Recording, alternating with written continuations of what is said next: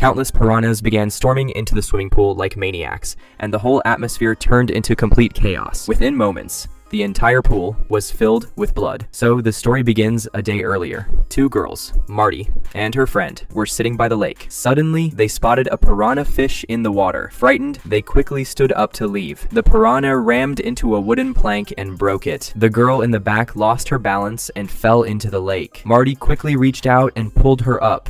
Hearing the sound, a swarm of piranhas arrived and attacked. Both of them fell into the water. Luckily, they were good swimmers and somehow managed to reach the shore. To find out how these piranhas got here, Marty sought help from her police officer boyfriend, Kyle, and another friend. They went to a famous marine biologist named Dr. Collins, an elderly scientist who had been researching piranhas for 5 years. In his lab, he had a tank with a live piranha. He inserted a thick steel plate, dividing the tank in two. Then, he placed a frog on the other side. As soon as the piranha sensed the smell of food, it tore through the steel plate. Kind-hearted, Barry stepped in without thinking about the danger and saved the frog. Dr. Collins explained that these piranhas reproduce extremely fast. Soon, they could take over the entire lake and even reach private swimming pools through pipelines. Hearing this, Marty became worried. Her father had just opened a new water park connected to the lake, and it was set to open the next day. Marty rushed to the lake with diving goggles and a torch to check the pipeline filters. The filter was intact, but just as she was about to leave,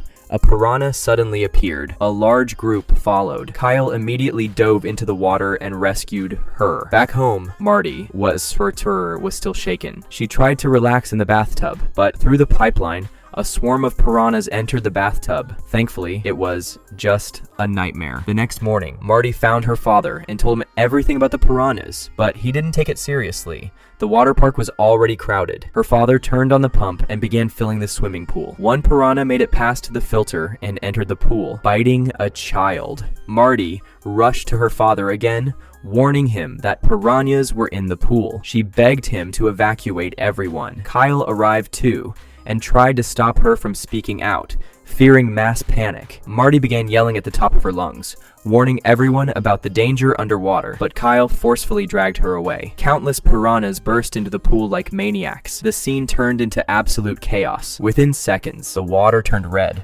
Something is about to happen that no one is ready for. Think part 1 was wild, part 2 will be a full-blown massacre. Will the boys survive? Have the piranhas learned to attack on land now? Will Marty ever discover that Kyle betrayed her for profit? Hit that subscribe button right now. Turtine, drop your answers in comments.